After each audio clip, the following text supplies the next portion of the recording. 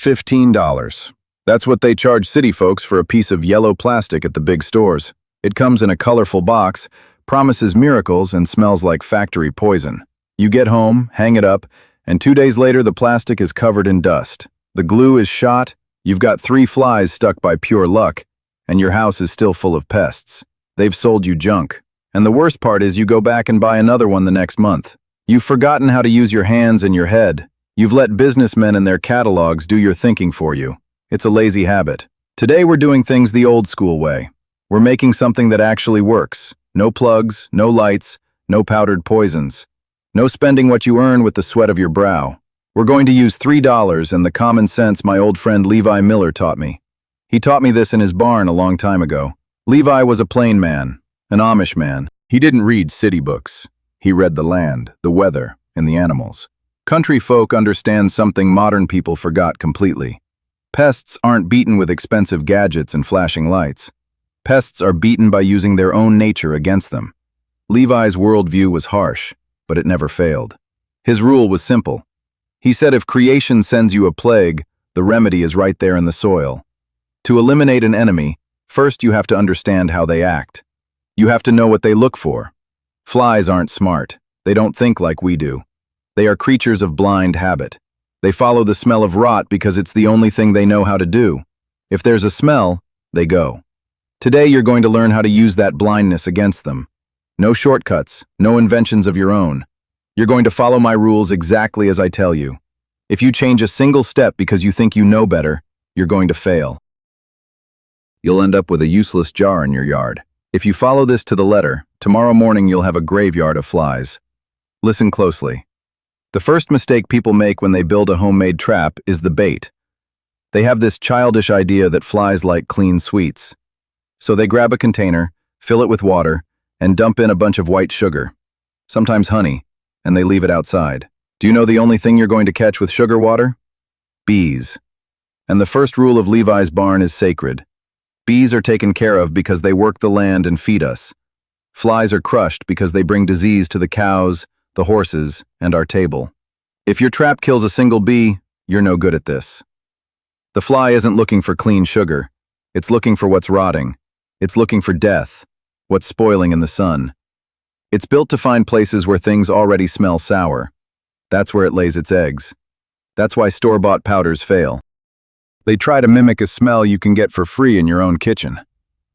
For our bait, we're not using store poisons. We're going to make a broth that rots fast and smells strong. You need 3 things, and the measurements must be exact. First, the water. It has to be lukewarm. Not boiling from the pot, not freezing from the well. Warm like the morning sun. If you use water that's too hot, you kill what makes the water sour. If you use cold water, it's going to take too long to work. Second, the sugar. You need exactly 2 big spoonfuls. The sugar here isn't for the fly to eat. The sugar is to make the water start rotting faster. Third, and this cannot be changed, a splash of raw, unfiltered apple cider vinegar, or a piece of very ripe fruit, almost black, a chunk of old apple, a banana nobody wants anymore. When you mix warm water, sugar, and vinegar, you make a sour broth. After a few minutes, to you it will smell like almost nothing, just a bit of old fruit. But to a fly, which smells things from far away on the wind, it's a powerful call. It can't resist. It has to go there. It's forced to go. You're going to mix this in a container and stir. Stir until the very last grain of sugar is completely dissolved in the warm water. If you're lazy and leave sugar at the bottom, the broth won't work right. Levi didn't leave jobs half done, and neither do you. Dissolve it completely. Now, Levi used to say something about this broth that stuck with me for years. He said a broth is like a rumor. It has to travel before it's believed. A rumor that stays quiet in one corner of the barn never reaches the far pasture. Same with your bait. If your broth doesn't smell strong enough to travel on the wind, it's a wasted rumor. No fly will ever change its path to come find it. So don't be shy with the vinegar. A weak broth is a wasted afternoon. Now let's talk about the jar. I've seen people in the city use plastic bottles cut with a knife. That's pure laziness. Plastic is the enemy here. Plastic traps bad odors and gets scorched and ruined by the sun. 2 weeks later, you've got a piece of dirty trash sitting in your yard. It scares bugs away instead of drawing them in. Levi used glass. Glass is clean, it's hard, and it doesn't change the smell of the broth. Get a thick glass jar, the kind you'd store peaches or tomatoes in for the winter. Clean it perfectly so it doesn't smell like whatever was in it before. Not even soap. Soap scares flies away. You're going to pour your broth into this jar. And here comes another rule people ruin because they're greedy. You're only going to pour 2 fingers of water into the bottom, 3 fingers at most. People think if they fill the jar to the top, they'll catch more flies. Lies. If you fill it up, you leave no room for air inside. You need the jar mostly empty so the hot air gets trapped up top. The water at the bottom is there to drown them. The trapped air up top, warming in the sun, pushes that heavy smell outward. That's what calls them in. Look at the jar with those 2 fingers of liquid. It's simple. It has no frills. It doesn't need to look pretty. It needs to be tough. When the sun hits this thick glass, the air inside gets warm. The sour smell rises heavy. We've got the broth and the jar. Now let's make the door. The fly flies fast and dodges swats, but it's a dumb bug. If it gets trapped, it always looks for the sun, the light, and flies upward. It doesn't know how to fly down to find a dark exit hole. Its brain just isn't wired for that. We're going to use that lack of intelligence without mercy. You're going to take a piece of thick paper. Don't use soft newspaper because the night moisture will ruin it. You need stiff paper, thin cardboard, or the cover of an old catalog. You're going to roll it into a funnel shape. The mouth of the funnel has to be wide enough to cover the jar's opening. The tip has to be narrow, very narrow. We want a hole at the bottom the size of your pinky finger's tip, just big enough for a fat fly to walk through. If you make the hole too big, they'll escape right back out. If you make it too small, they won't be able to get in. The size of your pinky finger is just right. Secure the funnel with a piece of strong tape so it doesn't unroll. Now put this funnel inside the mouth of the jar, tip pointing toward the bottom, toward the broth, and you're going to seal the top edges tightly.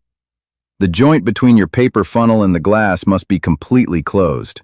You can use more tape or tie it tight with braided string. Press the paper against the glass. The rule here is that not a single crack can be left open. If the fly finds a tiny gap at the edge, it will follow the draft and escape. All the smell must exit exclusively through that small hole at the bottom. That hole is the only door. And here we reach the golden rule. The law of Levi Miller. If you don't do this next part right, you might as well throw the jar away. Listen closely and don't forget it. The narrow tip of the funnel must never touch the water at the bottom, under any circumstances. It must hang in the air, about 3 or 4 fingers above the liquid. I repeat, hanging in the air. Why is this distance so important? Because things work a certain way in the country. If the funnel's too long or there's too much water, the paper touches the liquid. You've just built them a bridge. The fly will enter through the funnel and fall into the water. It drinks the sweet broth and fills its belly. When it wants to leave, it swims to the wet paper and grabs on with its legs. It uses the paper as a ladder to climb right back up to the hole. It flies away happy as can be. You just built them a free drinking fountain, not a trap. But if you leave the funnel hanging without touching the water, there's no way out. The fly smells the strong odor coming out of the hole. It walks into the funnel and falls into the water. It drinks. When it gets scared and decides it's time to leave, it looks up. It sees the light coming through the sides of the glass. It tries to fly toward the light, but its wings hit the glass or the paper. Since it can't fly downward into the shadow of the hole, it starts bouncing around. It bounces, falls back into the water, tries to fly again, bounces again. It gets trapped going round and round. This effort quickly tires the bug out. Its wings get heavy and wet, and it panics more. In a short while, it runs out of strength. It gives up, falls completely into the water, and drowns. It's the order of things, simple and harsh on the pest. Levi had a saying about this too, one he used with his own sons. He'd say a trap doesn't need cruelty, it needs patience and geometry. You're not fighting the fly with your fists. You're fighting it with distance, with the shape of the paper, with space. Get the geometry right and the fly defeats itself. That's the whole secret. It's why fancy machines fail where a jar and a piece of cardboard succeed. Machines fight the pest. Levi's trap lets the pest's own nature do the work. You've got your jar ready. but a good jar placed in the wrong spot is completely useless. Where you put it is the last thing you have to do right. Do not put this inside your house. Never. You'd be amazed how many lazy people build this and put it on the kitchen table. The point of this isn't to kill the 3 stray flies already in your house. The point is to stop the flies before they ever get inside. If you put it indoors, that sour smell is stronger to them than whatever's cooking. It will call every fly on the road right through your windows. You'll bring the problem straight into your house. You have to draw a boundary outside. Go out to the yard, near the pen, the barn, or under the roof overhang. Look for a spot that gets both sun and shade. It needs sun in the morning and shade in the afternoon. The early sun warms up the thick glass and the broth gets lukewarm. It pushes that strong scent outward right when the flies wake up hungry. But if you leave the jar in the harsh afternoon sun, it will cook too much. The water will dry up fast. You'll be left with a dry crust at the bottom that won't drown a soul. That's why it needs shade past midday. Shade keeps the broth fresh for days. You're going to hang the jar at just the right height. Don't leave it on the bare dirt, or it'll fill up with ants and dogs. Put it about chest high on a fence, a post, or a thick branch. Tie it down securely so the wind doesn't knock it over. Then simply turn around and let it work. Don't look at it. Don't touch it. You don't have to do anything else. Just give it a day and a night. That's all. Now, I've been teaching this trap for years. Levi never had to explain most of this to me twice. I ruined 3 jars before it sank in. Let me save you the ruined jars. People love to put 2 jars side by side, figuring double the jar means double the flies. Doesn't work that way. Put 2 jars a few feet apart and they fight over the same little pocket of air. The smell gets pulled in 2 directions, and neither jar calls strong. Levi never hung 2 jars closer than 20 paces, one by the pen, one near the compost, one out by the road fence. Give each jar its own stretch of yard to work. Then there's the broth going bad on you, which nobody warns you about. 3 days in, it's rotten just right. 10 days in, it's turned into something else entirely. Thick, syrupy, sometimes a skin of mold sitting on top. Flies just land on that and feed without ever going under. At that point, you don't have a trap anymore. You've built them a diner. Dump it. Rinse the jar in plain water, no soap, mix fresh. Every 5 days in the heat, maybe 7 if it's cooler. And the one that costs people the most flies without them ever knowing why. Checking the jar too soon. I tell people a day and a night, and by hour 3 they're already out there. Walking up, peering in, casting a shadow right over the mouth of it. Every fly that was circling and deciding whether to commit just peels off. A fly's cautious before it's greedy. Your shadow, your footsteps, your hand getting close, that's enough to send it off. Hang the jar in the morning, walk away, don't go back till the next one. Levi taught me about the calendar too. A trap that's black with flies by August can sit near empty in April. That's not the trap failing you, that's you not reading the season right. Cold months, flies move slow. There's fewer of them and they're not as hungry. Your broth wants a touch more vinegar and a little less water then. That punches through that thinner, cooler air. Come summer, when they're breeding thick around the pens, ease off the vinegar. The heat does half your work for you, spreading that smell around. Truth is, a broth too strong in July just draws more flies than the hole can pass. You end up with half of them bouncing off the glass instead of walking in clean. What fruit you use matters more than people think, too. Banana pulled in more around the kitchen scraps and the hog pen, in my experience. An old apple worked better out by the orchard. That's a smell the flies out there already know. Melon rind, if you've got it lying around, is about the strongest call there is. Though it turns fast, so you'll be dumping and remixing sooner than the others. Point is, use whatever's already rotting close by. That's the smell your flies already recognize as food. A smell they know beats a smell they don't, every time. One more thing Levi drilled into me. Never trust tape by itself once the weather turns wet. Cheap tape peels right back under a morning dew. A peeled edge is exactly the gap a fly needs to slip out through.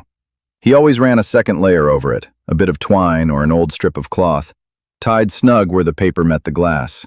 Belt and suspenders, he called it. Keeps the seal honest whether the sky's dry or not. People ask what to do once the jar's full and black. A full jar quits working about as well as an empty one does. All those dead flies floating on top choke off the smell from rising. They clog up the space under the funnel. The live ones bump into corpses instead of open water. Once the bottom's gone thick and dark, that's your cue. Pour it out somewhere well away from the house, past the fence line. A hole in the ground if you've got the energy for it, cover it over. Rinse with plain water, no soap, mix fresh, hang it back up. A jar you keep emptying every week or so will outcatch a forgotten one. Over a whole season, that difference adds up fast. Levi's last word on all this never changed, no matter how many times I heard it. The land doesn't owe you anything easy, he'd say. But it'll give you what you need if you look at it straight. Use what's already sitting there in front of you. A fly doesn't need beating by some machine built 3 states away. It needs beating by a man who knows its habits better than it knows itself. That's not something the big stores are eager to tell you. There's no money in a jar and $3 of sugar and vinegar. But it fills your yard with dead flies instead of your pockets with regret. That's the only kind of trade Levi ever cared to make. This is much more than learning how to kill bugs. It's remembering how to think like a man who doesn't need everything handed to him. It's understanding you don't need to hand your cash to the big stores. Not for problems the earth already solved for you long ago. We've been conditioned to buy the easy way out. The plastic that breaks, the poison that harms and doesn't work. Levi Miller didn't need any of that, and his farm was clean. He looked at the world and saw how animals and the weather worked. He used those forces in his favor, without spending a cent, without breaking a sweat. Next time you have a problem in your house or yard, stop and think before you spend. Look the problem straight in the eye. Know what your enemy is looking for.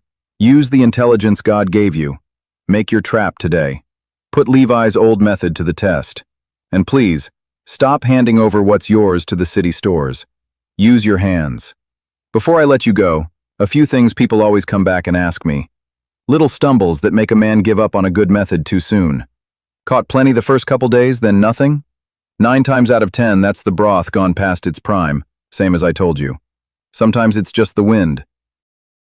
It shifts, and it carries the smell away from where the flies are breeding. Go walk your land. Find where they're really gathering thick, the compost, the manure, the trash. Move the jar there instead of leaving it wherever seemed convenient. The trap can't reach 3 counties over. It only calls what's already living close by. It needs to sit near where they actually are. Catching gnats and little fruit flies instead of the big ones? That's not the trap failing. That's it doing exactly what it's built for. Gnats go after the same rot and sugar as anything else. If you want fewer gnats and more of the big houseflies, thicken up the bait. Go with a mushier piece of old fruit instead of leaning hard on vinegar. The big flies want that heavier, meatier smell of real decay. The little gnats will settle for just about anything sweet and wet. Adjust it to whatever's bothering you most. One broth won't suit every bug on the place.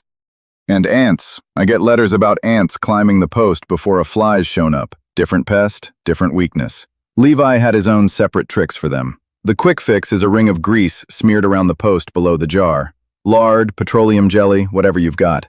Ants can't cross it. Their feet won't grip. They turn right back around. Do it once when you hang the jar and you won't think about ants again. Last thing people ask, nearly every single time. Does this actually beat the plastic they'd have bought at the store? Like they still can't quite believe an old man's jar could outdo a factory. I tell them what Levi told me. That factory doesn't know your yard, doesn't know if you're keeping hogs or horses, doesn't know if your dirt runs sandy or clay heavy, doesn't know which way the wind off your own fields blows come morning, doesn't know whether your flies favor the banana peels or the manure by the barn. A jar you built with your own 2 hands beats something stamped out by the thousands. Filled with broth you mixed yourself, hung right where your eyes told you.